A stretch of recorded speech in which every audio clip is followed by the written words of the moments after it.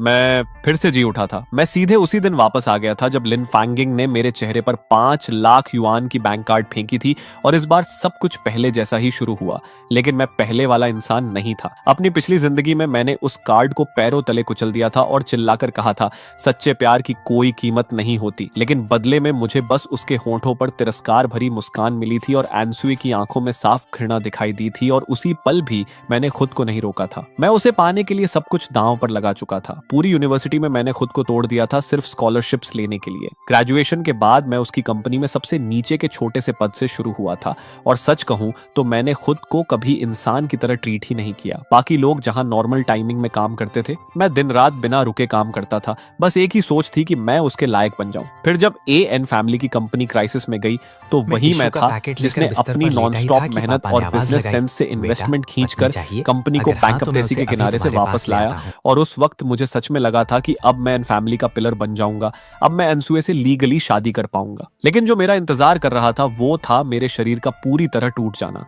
Irregular life और हद से ज्यादा काम ने मेरी हेल्थ को रेड अलर्ट पर डाल दिया था और आखिरी बार जब मैं गिरा, डॉक्टर ने सीधा कहा, तुम्हें टर्मिनल कैंसर है, तुम्हारे पास बस कुछ ही दिन बचे हैं। और अजीब बात यह थी कि ठीक उसी वक्त एनसु और लाई मुझे देखने आए। उसकी आंखों में अब वो पुरानी दया नहीं थी, बस एक अजीब सा राहत था, जैसे उसने कोई भारी बोझ उतार दिया हो और लिए तो अपनी खुशी छुपाने की कोशिश भी नहीं कर रहा था। उसने आराम से एनसुए की कमर पकड़ी, मुझे ऊपर से देखा और बोला, चेन्यू, कंपनी को बचाने के लिए धन्यवाद, अब सब स्टेबल है। अगले महीने मैं और शाओसुए एंगेजमेंट कर रहे हैं। और वो उसके कंधे पर सिर रखकर धीरे से बोली, चेन्यू, मुझसे नफरत मत करना, मेरी माँ सही थी, हम कभी एक ही दुनिया के नहीं थे। उस पल मुझे समझ आया कि मेरी पूरी जिंदगी, मेरी सारी मेहनत बस उनकी लव स्टोरी का एक टूल थी, एक ऐसा टूल जिसे काम खत्म होते ही बेरहमी से फेंक दिया गया। उसी वक्त मैंने मन ही मन ठान लिया, इस जिंदगी में मैं फिर कभी उनका प्यार का गुलाम नहीं बनूंगा। और इसलिए इस बार मैंने बिना एक सेकंड गंवाए वो बैंक कार्ड उठा ली और हल्की मुस्कान के साथ कहा, ठीक है मैडम, मैं खुद को दूर ही रखूंगा। पहली बार लिन फैंगिंग का चेहरा बदल गया। उसने शायद हजारों रिएक्शन सोचे होंगे, लेकिन ये नहीं। उसकी नजरें उस पतली सी कार्ड पर गईं जो अब मेरे हाथ में थी और मेरी आंखों में चमक आ गई, क्योंकि वो सिर्फ एक बैंक कार्ड नहीं थी, वो मेरी नई जिंदगी का टिकट थी, मेरे पुराने अतीत के ताबूत की आखिरी कील थी। कहीं वो अपना फैसला बदल ना दे, ये सोचकर मैंने तुरंत उसके हाथ से कार्ड खींच ली और खुद ही आगे कहा, आप चिंता मत कीजिए, मैं सिर्फ एनसयू से ही दूर नहीं जाऊंगा, मैं कंपनी भी छोड़ दूंगा और इस शहर से गायब हो जाऊंगा, अपने सारे कॉन्टैक्ट बदल दूंगा, वो मुझे जिंदगी भर ढूंढ भी नहीं पाएगी। क्या इतना काफी है? वो पूरी तरह से शॉक में खड़ी रह गई, उसका मुंह खुला रह गया, लेकिन एक शब्द भी बाहर नहीं आया। वो मुझे ऐसे देख रही थी जैसे मैं कोई इंसान नहीं बल्कि कोई अजनबी मॉन्स्टर हूं। और मैं समझ सकता था क्यों, क्योंकि बस कल ही तो मैंने एनसुए को खुश करने के लिए तेज बारिश में आधे घंटे तक पब्लिक बाइसिकल चलाकर सिर्फ उसके लिए एक फेमस केक खरीदा था। और जब मैं उसके बिल्डिंग के नीचे पहुंचा, मैं पूरी तरह भीगा हुआ था, बिल्कुल एक भीगे हुए चूहे की तरह। लेकिन उसने बस कार की खिड़की से हाथ बाहर निकालकर केक लिया और मुझे देखकर तिरस्कार से कहा, चेन्यू, तुम इतने पैथेटिक कैसे हो सकते हो? और उसी कार की ड्राइवर सीट पर बैठा लिया स्टीयरिंग पकड़े हुए मुझे देख रहा था। उसके चेहरे पर जीत की मुस्कान थी, उसकी नजरों में मजाक और तरस दोनों थे, जैसे वो किसी ऐसे कुत्ते को देख रहा हो जो अपने मालिक को खुश करने के लिए जान लगा देता है। और उस पल मेरे अंदर गुस्सा नहीं, बस एक अजीब सी एंडलेस सैडनेस उठी थी। फिर मैंने हल्की सी मुस्कान दी, अपनी जेब से वॉलेट निकाला और उसमें से एक फोटो बाहर निकाली। वो फोटो जिसमें मैं और एनसुए साथ थे, वो मेरी जिंदगी की सबसे सच्ची चीज थी। लेकिन लिन फैंगिंग के सामने बिना एक पल सोचे मैंने उसे 2 टुकड़ों में फाड़ दिया और पास के कूड़ेदान में फेंक दिया। और फिर वॉलेट से वो हर चीज निकाली जो एनसुए से जुड़ी थी, चाहे वो उसका दिया हुआ सस्ता की चेन हो या बाकी बची हुई छोटी मोटी चीजें।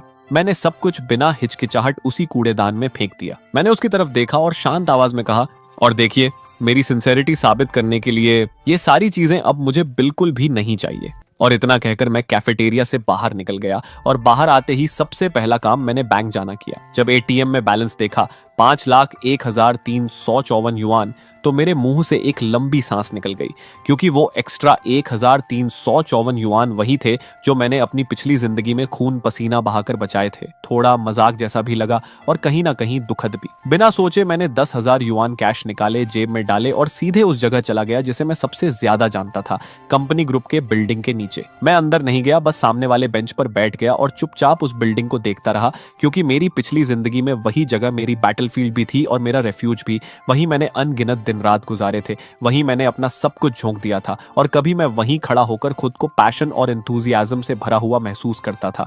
मुझे लगता था कि मैंने अपना फ्यूचर अपने हाथ में ले लिया है। लेकिन अब जब पीछे मुड़कर देखता हूं तो समझ आता है कि मैं उस बिल्डिंग के अंदर बस एक रिप्लेसेबल पार्ट था, एक ऐसा डेडिकेटेड वर्कर जो दिन रात दूसरों के लिए काम करने वाला एक बेवकूफ था। तभी मेरा फोन वाइब्रेट हुआ। मैसेज था एंसुए का। चेन्यू, क्या मेरी माँ तुमसे मिलने आई थी? उसकी बातों पर ध्यान मत देना, वो हमेशा ऐसी ही होती है। मेरा इंतजार करना, आज रात मैं तुमसे मिलने आऊंगी, हमें सीरियसली बात करनी है। शो की तरीकी है। और उसके तुरंत बाद दूसरा मैसेज आया, मैंने बॉसन फ्रीटोस लिए हैं, तुम्हारे फेवरेट, आज रात तुम्हारे लिए लेकर आऊंगी। मैंने स्क्रीन पर उन शब्दों को देखा और अंदर से एक गहरी घिन महसूस हुई। वही पुराना साइकोलॉजिकल गेम, पहले चोट पहुंचाओ, फिर थोड़ा प्यार दिखाकर कंट्रोल करो, सस्ती सी टेंडरनेस देकर तुम्हें यह महसूस कराओ कि तुम इंपॉर्टेंट हो, ताकि तुम खुद ही उसके लिए सब कुछ कुर्बान कर दो। मेरी पिछली जिंदगी में मैं पूरी तरह उसके कंट्रोल में था। वो बस थोड़ा सा अच्छा बिहेव कर देती थी और मैं इतना खुश हो जाता था कि शब्द तक नहीं निकलते थे, और फिर और ज्यादा पागलों की तरह काम करता था, सिर्फ उसे ये साबित करने के लिए कि उसका डिसीजन गलत नहीं है। लेकिन अब मुझे सिर्फ न्यूजिया महसूस हो रहा था। मैंने उसकी प्रोफाइल फोटो खोली और बिना एक सेकंड सोचे डिलीट कॉन्टैक्ट दबा दिया। ये सब करने के बाद मैं उठा, पास की एक फोन शॉप में गया, अपना नंबर बदल दिया और फिर टैक्सी लेकर अपने छोटे से किराए के कमरे की तरफ निकल गया। कमरा छोटा था, लेकिन मैंने उसे हमेशा साफ सुथरा रखा था। दीवार पर अभी भी मेरी और एंसू की फोटोज लगी थी। शेल्फ पर वो किताबें रखी थीं जो उसने मुझे दी थी। लेकिन इस बार मेरे अंदर कोई भावना नहीं थी। मैंने एक एक करके उससे जुड़ी हर चीज ढूंढी और एक बड़े कचरे के बैग में डाल दी। फोटोज को फाड़ दिया, लव लेटर्स को जला दिया, उसके दिए हुए सस्ते गिफ्ट्स भी बिना सोचे फेंक दिए। और जब मैंने आखिरी फ्रेम उठाया जिसमें उसकी मुस्कान थी और उसे भी कूड़ेदान में फेंका, तो अचानक मुझे लगा जैसे मेरा पूरा शरीर हल्का हो गया है, जैसे मैंने 10 साल का बोझ एक पल में उतार दिया हो। फिर मैंने कंप्यूटर खोला और रेजिग्नेशन लेटर टाइप किया, सीधे, बिना किसी घुमाव के, बस कुछ लाइंस। रिस्पेक्टेड मैनेजमेंट, मैं चेन्यू अपनी मर्जी से रेजिग्नेशन दे रहा हूं, कृपया इसे अप्रूव करें। ये डिसीजन तुरंत इफेक्ट में है, सैलरी सेटलमेंट की कोई जरूरत नहीं है। मुझे उस पैसे की कोई जरूरत नहीं थी, मैं बस जितनी जल्दी हो सके उस जगह से निकलना चाहता था, उन लोगों से सारे रिश्ते तोड़ना चाहता था। एचआर मैनेजर और अपने डायरेक्ट सुपीरियर्स को मेल भेजने के बाद मैंने कंप्यूटर बंद किया, पहले से तैयार की हुई छोटी सी सूटकेस उठाई जिसमें बस कुछ कपड़े और मेरे सारे डॉक्यूमेंट्स थे। बाकी कमरे की चीजें अब मेरे किसी काम की नहीं थी। ये मेरी पिछली बेवकूफ जिंदगी के लिए एक छोटा सा फ्यूनरल था। मैं सूटकेस लेकर बाहर निकल गया, बिना पीछे मुड़े, उन सारे घटिया यादों को पीछे छोड़ते हुए। और जैसे ही सीढ़ियों से नीचे उतरा, मुझे एक जानी पहचानी परछाई दिखी। वो एंस्यू थी, हाथ में बाउस का बैग लिए सीढ़ियों के पास खड़ी बेचैनी से देख रही थी। मुझे सूटकेस के साथ बाहर निकलते देख वो एक पल के लिए फ्रीज हो गई, फिर जल्दी से मेरी तरफ आई और बोली, चेन्यू, तुम कहाँ जा रहे हो? उसके टोन में हल्की सी शिकायत थी, लेकिन मैं नहीं रुका। मैंने उसकी तरफ देखा तक नहीं और सीधे उसके पास से निकल गया। उसने हाथ बढ़ाकर मुझे पकड़ने की कोशिश की, लेकिन मैंने उसे अवॉइड किया, फिर मुड़कर उसकी आंखों में सीधे देखा। यह पहली बार था जब मैं रीबर्थ के बाद उसे सीधे देख रहा था। वो अब भी उतनी ही खूबसूरत थी, वही फ्लॉलेस मेकअप, वही चेहरा। लेकिन इस बार मेरे अंदर कुछ भी नहीं हिला। लेकिन अब उस खूबसूरत चेहरे के पीछे मुझे सिर्फ सेल्फिशनेस, झूठ और अंधेरी नीयत ही दिख रही थी। उसने गुस्से में कहा, क्या हो गया है तुम्हें? मैं तुमसे बात कर रही हूँ। और जब मैंने उसे पूरी तरह इग्नोर किया तो वो और चिढ़ गई। क्या मेरी माँ की वजह से तुम नाराज हो? मैंने कहा ना, उसकी बातों पर ध्यान मत दो, मैं फिर उससे बात करूंगी। लेकिन ये बताओ, तुम ये सूटकेस लेकर कहाँ जा रहे हो? कहीं ट्रैवल कर रहे हो या घर छोड़ रहे हो? तुम्हें नहीं लगता तुम बहुत चाइल्डिश बिहेव कर रहे हो? उसका टोन वही था, ऊपर से देखने वाला, जैसे मेरी सारी इमोशंस उसी के इर्द गिर्द घूमनी चाहिए, जैसे मैं कोई इंसान नहीं बल्कि उसका एक्सटेंशन हूँ। मैंने उसे देखा और अचानक हल्का सा मुस्कुरा दिया, फिर शांत आवाज में कहा, एंसुए, तुम्हें ये जानने की क्यूरियोसिटी नहीं है कि तुम्हारी माँ ने मुझसे क्या कहा? मैंने जेब से बैंक कार्ड निकाली और उसके सामने हिलाई। तुम्हारी माँ ने मुझे 5 लाख युआन दिए ताकि मैं तुमसे दूर हो जाऊं। उसका चेहरा तुरंत बदल गया। वो घबराकर बोली, चेन्यू, उसकी बातों को सीरियसली मत लो। लेकिन मैंने उसे बीच में ही रोक दिया। मैंने सीरियसली ले लिया। मैंने पैसे एक्सेप्ट कर लिए और वादा किया कि मैं तुमसे दूर चला जाऊंगा। उसका चेहरा लाल पड़ गया, आधा गुस्सा आधा शर्म। शायद उसने सोचा भी नहीं था कि मैं इतनी शांति से ये सब रिवील कर दूंगा, क्योंकि उसकी सोच में मुझे शर्मिंदा होना चाहिए था, टूट जाना चाहिए था। उसने दर्द भरी आवाज में कहा, तुमने वो पैसे कैसे ले लिए चेन्यू? क्या हमारे बीच जो था उसकी कीमत सिर्फ 5 लाख युआन थी? मैंने उसे ऐसे देखा जैसे कोई दुनिया का सबसे अजीब तमाशा देख रहा हो और धीरे से कहा, अंशु, क्या हमारे बीच कभी सच में कुछ था भी? जिन फीलिंग्स की तुम बात कर रही हो वो बस ये था कि तुम आराम से मेरी अच्छाई का फायदा उठाती रही। मैं तुम्हारी फैमिली की कंपनी के लिए गुलाम की तरह काम करता रहा और तुम उसी वक्त किसी और आदमी के साथ लग्जरी कार में हंसती रही। तुम्हारे लिए फीलिंग्स का मतलब था एक तरफ मुझसे आई लव यू कहना और दूसरी तरफ ये कैलकुलेट करना कि जब मैं खुद को काम में मार डालूंगा तो जो कुछ मैंने बनाया है वो लीगली तुम्हारे पास कैसे आएगा। मेरी आवाज शांत थी लेकिन हर शब्द ठंडे चाकू की तरह उसके दिल में उतर रहा था। उसका चेहरा लाल से एकदम सफेद पड़ गया। वो घबराकर बोली, तुम क्या बकवास कर रहे हो? लेकिन उसकी आंखों में साफ डर था।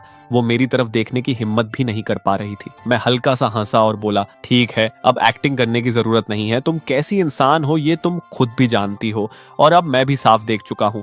और जहां तक उन 5 लाख युआन की बात है, मुझे नहीं लगता तुम्हारी माँ हमारे फीलिंग्स खरीद रही थी। वो बस उन सालों की पेमेंट थी जो मैंने तुम्हारी फैमिली के लिए स्लेव बनकर काम किया। थोड़े कम है लेकिन कुछ ना होने से बेहतर है। वैसे भी मेरी जिंदगी की कीमत तुम्हारी नजर में ज्यादा है भी नहीं। इतना कहकर मैंने उसकी तरफ दोबारा देखने की जरूरत भी नहीं समझी। सूटकेस उठाई, मुड़ा और चल दिया। उसने पीछे से चिल्लाकर कहा, रुको, साफ साफ बताओ तुम्हें कुछ पता चल गया है ना? लेकिन मैंने पीछे मुड़कर नहीं देखा, बस चलते हुए कहा, मुझे सब पता है। तुम्हारे प्लान्स, कंपनी की कमजोरियां, उसका फ्यूचर। मुझे ये भी पता है कि कैसे तुम लोग ऊपर से सीधे नीचे गिरोगे और सब कुछ टूट जाएगा। और मैं उस वक्त सबसे ऊंची जगह पर खड़ा होकर ये सब बाहर से ठंडे दिमाग से देख रहा होऊंगा। मैंने एक टैक्सी रोकी और सीधे एयरपोर्ट चला गया। वो शहर जहां मैंने इतने साल बिताए थे धीरे धीरे पीछे छूटता गया। मैंने अपना नया फोन निकाला और सीसनपना की टिकट बुक कर ली। कोई खास रीजन नहीं था, बस एक ऐसी जगह जाना चाहता था जहां मौसम गर्म हो और मैं पूरी तरह रिलैक्स कर सकूं। आज से मैं सिर्फ अपने लिए जीने वाला था। और जहां तक आंसुए और उसके सारे झूठे रिश्तों का सवाल है, वो सब अतीत में सड़ते रहे। तभी फोन वाइब्रेट हुआ। अननोन नंबर से मैसेज था। चन्यू, तुम अभी कहाँ हो? साफ साफ बताओ और फिर चले जाना। क्या तुम्हें कुछ गलतफहमी हो गई है? मैं और लिए सिर्फ नॉर्मल दोस्त हैं। मैंने मैसेज पढ़ा और होंठों पर एक ताना भरी मुस्कान आ गई। नॉर्मल दोस्त जो मिलकर मुझे इस्तेमाल करते रहे, नॉर्मल दोस्त जो मेरे मरने का इंतजार कर रहे थे ताकि सब कुछ अपना बना सकें। मैंने बिना सोचे उस नंबर को ब्लॉक कर दिया और फोन बंद कर दिया। खिड़की के बाहर शाम ढल रही थी। आसमान गहरे नारंगी रंग में रंग चुका था और मेरी नई जिंदगी शुरू हो चुकी थी। सीसनपना की हवा नम और गर्म थी जिसमें मिट्टी और जड़ी बूटियों की खुशबू घुली हुई थी। मैंने पेड़ों के बीच छिपे एक छोटे से हॉस्टल में कमरा लिया जहां खिड़की खोलते ही हर तरफ हरियाली दिखाई देती थी। और उस पहले दिन मैंने कुछ भी नहीं किया, बस सोता रहा। मैं सुबह से रात तक सोता रहा और फिर रात से अगली सुबह तक, जैसे मैं अपनी पिछली जिंदगी की सारी खोई हुई नींद एक ही बार में वापस लेना चाहता हूं।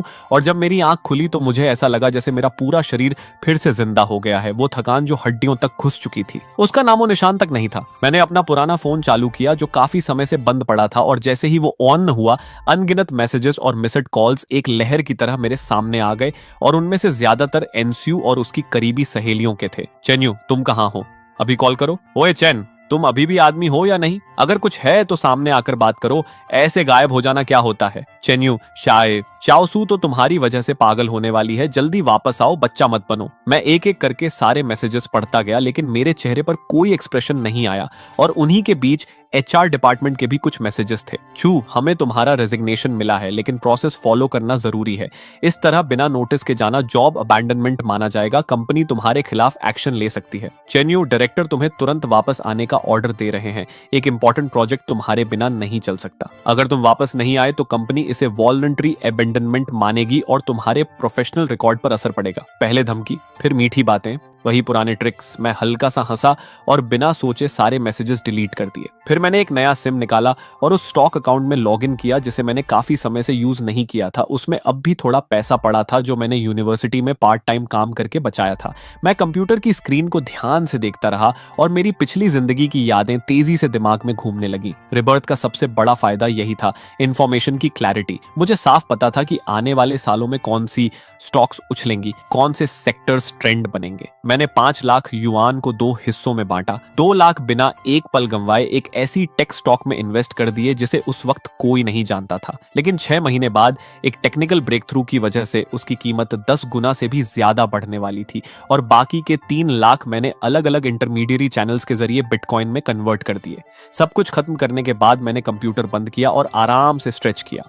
अब बस शांति से इंतजार करना था उस बीज के अंकुरित होने का और फल देने का।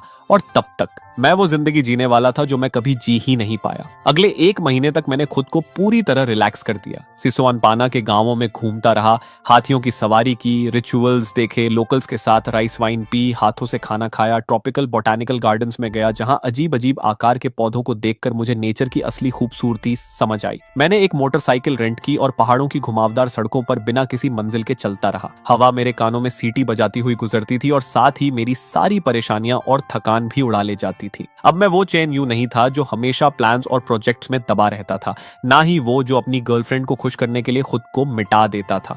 अब मैं था, एक फ्री सोल जो सिर्फ अपने लिए जी रहा था। उस दौरान कभी कभी मैं अपना पुराना फोन चालू करता था, सिर्फ ये देखने के लिए कि उन लोगों का रिएक्शन क्या है, और धीरे धीरे एनसुए के मैसेजेस बदल गए। पहले चिंता और गुस्सा, फिर विनती और अपमान तक। चेन्यू, मुझसे गलती हो गई, क्या तुम वापस आ सकते हो? हम फिर से शुरू करते हैं। लिए और मेरे बीच सच में कुछ नहीं है, मुझ पर भरोसा करो। उस दिन वो खुद मुझे घर छोड़ने पर जिद कर रहा था। इन दिनों तुम्हारे बिना मुझे समझ आया कि मैं तुम्हारे बिना नहीं रह सकती। जल्दी वापस आओ, मुझे तुम्हारी बहुत याद आ रही है। अगर ये सब मेरी पिछली जिंदगी में होता तो मैं इन शब्दों को पढ़कर पिघल चुका होता, पहली फ्लाइट पकड़कर वापस भागता और उसके सामने घुटनों पर बैठकर माफी मांगता। लेकिन अब मुझे ये सब बस हास्यास्पद लग रहा था, क्योंकि उसे मेरी याद नहीं आ रही थी। उसे उस इंसान की याद आ रही थी जो हमेशा उसकी बात मानता था, जो उसकी फैमिली के लिए गुलाम की तरह काम करता था, जो उसकी हर प्रॉब्लम सॉल्व करता था। उसे मेरी नहीं, एक टूल की जरूरत थी। मैंने उसे कोई जवाब नहीं दिया, बस चुपचाप उसके इस वन मैन परफॉर्मेंस को दिलचस्पी से देखता रहा। 1 महीने बाद मैं चंटू उड़कर गया और वहां जाकर मैं पूरी तरह एक बेफिक्र इंसान बन गया। हर दिन बस खाता रहता। हॉट पॉट, रोस्टेड स्क्यूअर्स, जो चीजें मैंने अपनी पिछली जिंदगी में सिर्फ फूड शोज में देखी थी, अब मैं उन्हें खुद टेस्ट कर रहा था। हर गली में घूमता, हिनले स्ट्रीट पर टहलता, पीपल्स पार्क की चाय की दुकानों में बैठकर टी सेनकाई का मजा लेता। और ये स्लो पेस्ड, साधारण लेकिन असली जिंदगी वाला रिदम मुझे पूरी तरह अपने अंदर खींचता चला गया।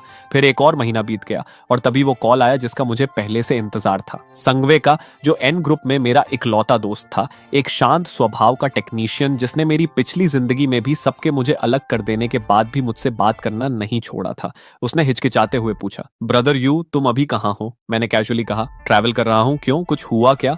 उसने थोड़ा रुककर पूछा, क्या तुम सच में कंपनी छोड़कर चले गए? मैंने सीधा जवाब दिया, हाँ, रिजाइन कर दिया। दूसरी तरफ कुछ सेकंड की खामोशी रही, फिर उसने धीमी आवाज में कहा, ब्रदर यू, मुझे लगता है कंपनी में कुछ गड़बड़ होने वाली है। मैंने भौं उठाकर फेक सरप्राइज दिखाया। क्या गड़बड़? सब तो ठीक चल रहा था ना? वो गहरी सांस लेकर बोला, अरे मत पूछ, तुम्हारे जाने के बाद जिनसन प्रोजेक्ट जो तुम संभाल रहे थे, डायरेक्टर आन ने लिए को दे दिया। और फिर उसका टोन गुस्से से भर गया। वो आदमी पूरी तरह बेकार है, बस आदेश देना जानता है, उसे कुछ आता नहीं।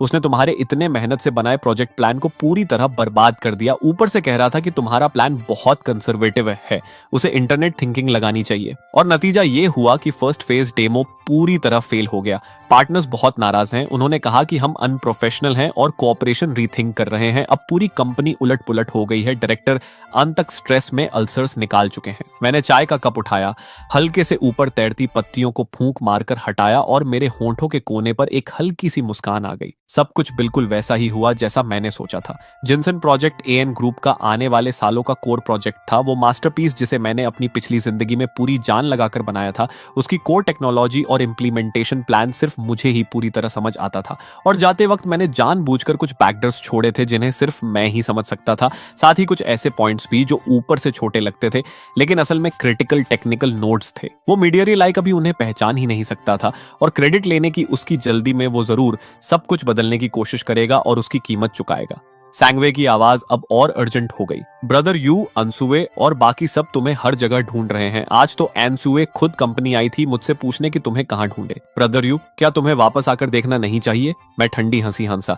वापस क्यों जाऊं उस बेकार इंसान का मैस साफ करने के लिए? वो फिर भी बोला, लेकिन वो जगह तुम्हारे लिए बहुत इंपॉर्टेंट थी और एनसुए भी। अभी मैंने उसे बीच में ही रोक दिया। एनसुए और मैं खत्म हो चुके हैं। एन फैमिली की कंपनी अब जिए या मरे उसका मुझसे कोई लेना देना नहीं है। वो शौक में आ गया। खत्म कब? मैंने शांत होकर कहा, जिस दिन मैं वहां से गया उन्हीं को बानिए को मैं उसी दिन। और फिर साफ शब्दों में कहा, आगे अगर वो लोग तुम्हें ढूंढें तो बस कह देना कि तुम्हें कुछ नहीं पता और इन बातों के लिए मुझे दोबारा कॉल मत करना। इतना कहकर मैंने कॉल काट दिया क्योंकि संगवे अच्छा इंसान था और मैं उसे इस सब में घसीटना नहीं चाहता था। ये बदला सिर्फ मेरा था। मैं बैम्बू चेयर पर पीछे टिक गया, ऊपर फैले धुंधले आसमान को देखता रहा, लेकिन मेरे अंदर एक अजीब सी हल्की रोशनी थी। एनसुए और लिए, इस पूरे नाटक का दूसरा एक्ट अब शुरू होने वाला था। अगले कुछ दिनों में मैंने खुद को पूरी तरह पास्ट से डिस्कनेक्ट कर लिया, चेंटू के आसपास घूमता रहा और हर नए लैंडस्केप के साथ मेरी सोच और खुलती गई।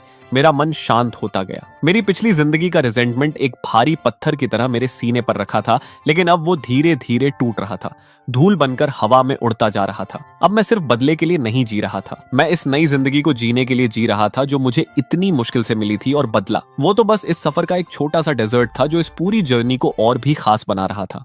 2 महीने बाद जिन 2 लाख युआन को मैंने स्टॉक्स में लगाया था, वो 5 गुना बढ़कर सीधे 1 मिलियन बन चुके थे, और मैंने बिना एक पल सोचे सब बेच दिए। फिर अपने मेमोरीज के हिसाब से एक और फार्मास्यूटिकल सेक्टर की स्टॉक में इन्वेस्ट कर दिया जो जल्द ही एक्सप्लोड होने वाली थी, और जो बिटकॉइंस मैंने पहले खरीदे थे वो भी धीरे धीरे ऊपर चढ़ने लगे। सब कुछ बिल्कुल वैसे ही हो रहा था जैसा मैंने प्लान किया था।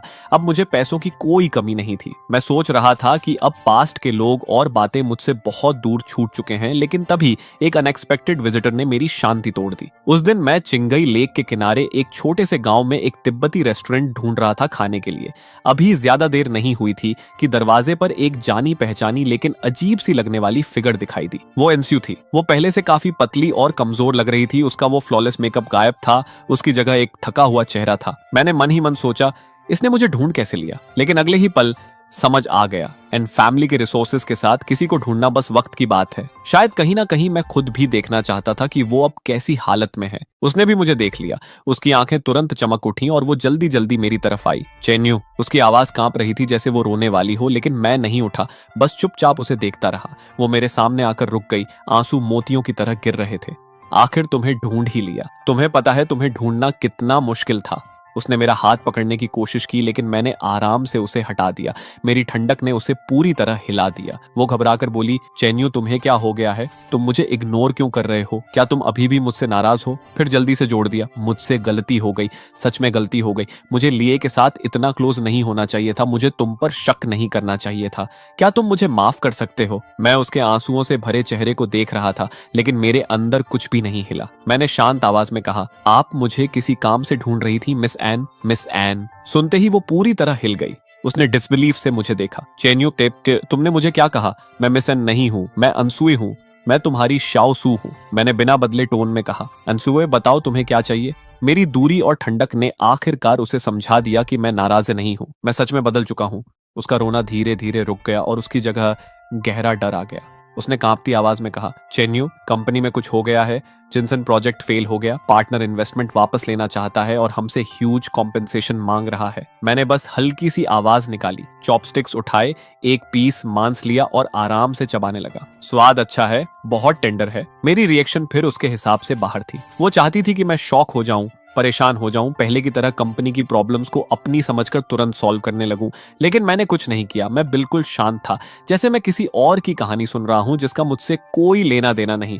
आखिर वो खुद को रोक नहीं पाई। उसकी आवाज ऊंची हो गई, क्या तुम सुन भी रहे हो? कंपनी डूबने वाली है, हमारा परिवार बर्बाद हो जाएगा। मैंने उसकी तरफ देखा और ठंडे स्वर में कहा, तो तुम्हारी कंपनी डूबे, इसका मुझसे क्या लेना देना? वो हड़बड़ा गई। क्या मतलब तुमसे कोई लेना देना नहीं? तुम भी कंपनी का हिस्सा थे। जिनसन प्रोजेक्ट तुमने बनाया था, सिर्फ तुम ही उसे बचा सकते हो, सिर्फ तुम ही कंपनी को बचा सकते हो। मैंने चॉपस्टिक्स टेबल पर रखे, नैपकिन से मुंह साफ किया और शांत होकर कहा, एनसुए, तुम्हें कुछ याद नहीं है क्या? पहला, मैं ऑलरेडी रिजाइन कर चुका हूं। दूसरा, अब मैं एन ग्रुप का एम्प्लॉई नहीं हूं। तुम्हारी माँ ने मुझे 5 लाख युआन देकर कहा था कि मैं दूर चला जाऊं, और मैं बस अपना वादा निभा रहा हूं। उसका चेहरा एकदम सफेद पड़ गया। शायद उसे उम्मीद नहीं थी कि मैं इतनी शांति से ये सब बोलूंगा। वो घबराकर बोली, वो मेरी माँ ने किया था, मैंने नहीं। वो पैसे मैं तुम्हें वापस कर दूंगी, डबल नहीं 10 गुना तक दे दूंगी, बस तुम वापस आकर कंपनी की मदद कर दो। मैं हंस पड़ा। अनसुए, तुम्हें लगता है अब मुझे उस पैसे की परवाह है? मैंने उसे दया भरी नजर से देखा। इतने समय बाद भी तुम्हें समझ नहीं आया? मैं पैसे की वजह से नहीं गया था, मैं इसलिए गया क्योंकि मैं अब बेवकूफ नहीं बनना चाहता था। मैंने उसकी बात काटते हुए कहा, और तुम्हें पता है इस वक्त तुम्हारी सबसे हास्यास्पद बात क्या है? तुम खुद लिमिट पर पहुंच चुकी हो और मुझसे मदद मांगने आई हो, लेकिन फिर भी तुम्हारा एटीट्यूड वही है, जैसे सब कुछ तुम्हारा हक है। किस आधार पर तुम्हें लगता है कि मैं तुम्हारी मदद करूंगा? उन मजाक जैसे फीलिंग्स के आधार पर, या तुम्हारे इस खूबसूरत चेहरे के दम पर? मेरी हर बात ऐसे थी जैसे सीधा उसके दिल में धंसती हुई एक ठंडी छुरी। शायद उसे कभी किसी ने इस तरह इंसल्ट नहीं किया था। आखिर वो हमेशा से वो प्रिंसेस रही थी जिसे हर कोई चेस करता था। वो मुझे देख रही थी, उसके होंठ कांप रहे थे, लेकिन काफी देर तक उसके मुंह से एक शब्द भी नहीं निकला। मुझे लगा था कि वो शर्म से मुड़कर चली जाएगी, लेकिन उसने ऐसा नहीं किया, क्योंकि जब हकीकत का बोझ इतना भारी हो तो सेल्फ रिस्पेक्ट जैसी चीज की कीमत खुद ही गिर जाती है। उसने गहरी सांस ली, मेरे करीब आई, थोड़ा झुकी और ऐसी आवाज में बोली जो मैंने उससे पहले कभी नहीं सुनी थी, लगभग एक विनती करने वाली। चेन्नू, मैं तुमसे रिक्वेस्ट करती हूँ, बस तुम मेरी मदद कर दो। तुम जो कहोगे मैं वो करूंगी। उसकी आवाज कांप रही थी और उसकी आंखों में बेबसी और अंदर का संघर्ष साफ दिख रहा था। मैं कुर्सी पर पीछे टिक गया और मेरे होंठों पर एक रहस्यमयी मुस्कान आ गई। कुछ भी, वो एक पल के लिए जम गई। उसे साफ समझ आ गया था कि मैं क्या इशारा कर रहा हूँ। उसके चेहरे पर एक पल के लिए शर्म और अंदरूनी जंग साफ दिखी। उसने नीचे होंठ को हल्का सा काटा और धीरे से सिर हिला दिया। मैं हल्का सा मुस्कुराया। एक वक्त था जब उसका हाथ पकड़ते हुए भी मैं हिचकता था, डरता था कि कहीं उसे बुरा ना लग जाए, और आज वही लड़की खुद को एक सौदे की चीज बना रही थी। मैंने ठंडे स्वर में कहा, सिर्फ बोलने से काम नहीं चलेगा, पहले अपनी सिंसेरिटी दिखाओ, और उंगली से अपने होंठों की तरफ इशारा किया। एक ऐसा इशारा जिसमें साफ ह्यूमिलिएशन था। उसका चेहरा तुरंत लाल हो गया। उसने मेरी आंखों में हैरानी से देखा। शायद उसने कभी सोचा भी नहीं था कि वो चेन्नू, जो कभी उसकी हर बात मानता था, जो उसके सामने आवाज तक नहीं उठाता था, आज इतनी बेशर्मी से डिमांड करेगा। आसपास बैठे लोग हमारी तरफ देखने लगे। उनकी क्यूरियस नजरें एनसुए पर सुइयों की तरह चुभ रही थीं और मेरी नजरें बस उसी पर टिकी थीं। उसका शरीर हल्का सा कांप रहा था। मैं समझ सकता था कि उसके अंदर कैसी जंग चल रही है। एक तरफ उसके परिवार का फ्यूचर, उनकी लग्जरी लाइफ, और दूसरी तरफ उसका बचा खुचा सेल्फ रिस्पेक्ट। मैंने उसे प्रेस नहीं किया, बस चुपचाप देखता रहा, और आखिरकार उसने फैसला कर लिया। उसने कांपते हुए आंखें बंद की और धीरे धीरे मेरी तरफ झुकी। उसके होंठ ठंडे और सख्त थे, उनमें एक कड़वा सा स्वाद था, डेस्परेशन का। मैं ना हिला ना आंखें बंद की, बस उसे देखता रहा। उसका पीला पड़ा चेहरा, उसकी बंद पलकों का हल्का कंपन, और जैसे ही वो पीछे हटने वाली थी, मैंने अचानक उसका सिर पकड़ लिया और उस पल को और गहरा कर दिया। उसका पूरा शरीर एकदम स्टिफ हो गया। उसने थोड़ा रेजिस्ट करने की कोशिश की, लेकिन मैंने उसे कसकर पकड़ा। मेरे अंदर कोई सॉफ्टनेस नहीं थी, बस बदले की एक ठंडी संतुष्टि थी। कुछ देर बाद मैंने उसे छोड़ दिया। वो 2 कदम पीछे लड़खड़ाकर हट गई। उसने भारी आवाज में पूछा, अब ठीक है? मैंने आराम से नैपकिन उठाई और अपने होंठ साफ किए। मैंने कहा था ना, अगर करना है तो ठीक से करना होगा। चलो अब होटल चलते हैं। मैं देखना चाहता हूं तुम्हारी सिंसियरिटी की लिमिट कहां तक है। वो लगभग खड़ी भी नहीं हो पा रही थी। मुझे ऐसे देख रही थी जैसे मैं कोई इंसान नहीं, बल्कि एक दानव हूं। चेन्नू, क्या तुम्हें इतना गिरना जरूरी है? मैंने ठंडी नजरों से कहा। तुम्हें क्या लगा था ये कोई बार्गेनिंग मार्केट है? विक्टिम बनने का नाटक मत करो। अब तुम मुझसे रिक्वेस्ट कर रही हो और तुम कंडीशंस रखने की पोजीशन में नहीं हो। उसने आंखें बंद की और धीरे से सिर हिला दिया। ठीक है। मैं हंसा, बिना किसी वार्मथ के। मैं उसे लेकर रेस्टोरेंट से बाहर निकला। बाहर तेज हवा चल रही थी, उसके कपड़े हवा में हिल रहे थे और वो मेरे पीछे पीछे एक बेजान पपेट की तरह चल रही थी। मैं उसे किसी लग्जरी 5 स्टार होटल में नहीं ले गया। मैंने जानबूझकर उस गांव का सबसे सस्ता और टूटा फूटा हॉस्टल चुना। कमरा छोटा था, बेसिक फर्नीचर के अलावा कुछ नहीं था। जैसे ही अनसुए अंदर आई, उसने हल्का सा चेहरा सिकोड़ लिया। उसकी आंखों में साफ नापसंदगी थी, जिसे उसने छुपाने की कोशिश भी नहीं की। वो बोली, यहाँ सच में? मैं एक लगभग टूटती हुई कुर्सी पर बैठ गया, पैर क्रॉस की और शांत आवाज में कहा, एंड फैमिली की बड़ी बेटी तो प्रेसिडेंशियल स्वीट्स की आदी है। ऐसे जगह तुम्हें सूट नहीं करती है ना? फिर मैंने उसे सीधे देखते हुए कहा, मैं तुम्हें बता दूं, यही वो मैक्सिमम है जो मैं तुम पर खर्च करने के लिए तैयार हूं, क्योंकि मेरी नजर में तुम्हारी कीमत बस इतनी ही है। और मेरी हर बात फिर से एक ठंडी छुरी की तरह उसके दिल में उतर गई। वो चुपचाप खिड़की के पास चली गई, मेरी तरफ पीठ करके बाहर के सूने नजारे को देखती रही, बिल्कुल एक मूर्ति की तरह स्थिर। और मैंने उस पर ध्यान देना भी जरूरी नहीं समझा। मैं अपना फोन निकालकर स्टॉक्स मैनेज करने लगा, और जैसा मैंने पहले ही प्रिडिक्ट किया था, वो फार्मास्यूटिकल स्टॉक पिछले कुछ दिनों से लगातार पॉजिटिव न्यूज दे रही थी। उसका प्राइस हर दिन अपर लिमिट तक जा रहा था। मेरा 1 मिलियन का कैपिटल अब बढ़कर 3 मिलियन हो चुका था। स्क्रीन पर उछलते हुए नंबर्स को देखकर मेरे अंदर एक अजीब सी संतुष्टि आई। ये फीलिंग अनसुबे से बदला लेने से भी ज्यादा सैटिस्फाइंग थी। पता नहीं कितना वक्त बीत गया, धीरे धीरे आसमान अंधेरा हो गया। कमरे में हमने लाइट भी नहीं जलाई थी, इसलिए पूरा माहौल थोड़ा उदास और भारी हो गया था, और वो अभी भी खिड़की के पास ही खड़ी थी। मैंने उसे आवाज दी, एनसुए। उसका शरीर हल्का सा कांपा, फिर वो धीरे धीरे मुड़ी और मेरी तरफ चलकर आई। उस कम रोशनी में मैं उसका चेहरा साफ नहीं देख पा रहा था, बस उसकी खाली बेजान आंखें दिख रही थीं। वो मेरे सामने आकर रुक गई। मैं खड़ा हुआ और धीरे धीरे उसे कॉर्नर में पुश करने लगा। वो इंस्टिंक्ट से पीछे हटती गई जब तक उसकी पीठ ठंडी दीवार से नहीं लग गई। मैंने उसका ठोड़ी पकड़कर उसका चेहरा ऊपर उठाया।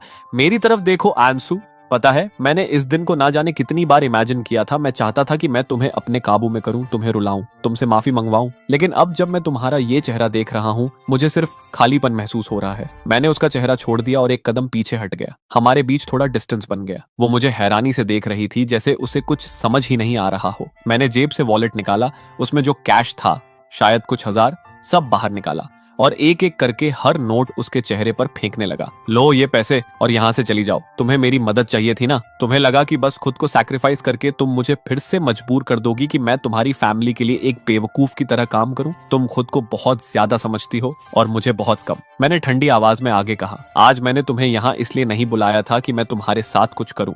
मैं बस तुम्हें दिखाना चाहता था कि तुम्हारा ये सैक्रिफाइस जो तुम्हें इतना बड़ा लगता है, मेरी नजर में कितना सस्ता और हास्यास्पद है। उसके चेहरे पर पहले शॉक आया, फिर ह्यूमिलिएशन, और फिर वो पूरी तरह टूट गई। वो जमीन पर गिर गई, दोनों हाथों से अपना चेहरा ढक लिया और जोर जोर से रोने लगी। मैं बस उसे ठंडे दिल से देखता रहा। मेरे अंदर जरा भी दया नहीं थी, क्योंकि जो कुछ उसके साथ हो रहा था वो उसके अपने ही एक्शंस का नतीजा था। मैं मुड़ा, कमरे का दरवाजा खोला और बिना पीछे देखे बाहर निकल गया। जब मैं हॉस्टल के एंट्रेंस तक पहुंचा तो पीछे से उसकी टूटी हुई आवाज आई, चेन्यू, तुम मेरे साथ ऐसा क्यों कर रहे हो? क्यों? मैं रुका, लेकिन पीछे नहीं देखा, बस शांत आवाज में कहा, यह रास्ता तुमने खुद चुना था, अब कभी पछताना मत। और इतना कहकर मैं लंबी चाल से आगे बढ़ गया, रात के अंधेरे में खो गया और पीछे उसकी रोने की आवाज धीरे धीरे खत्म होती चली गई।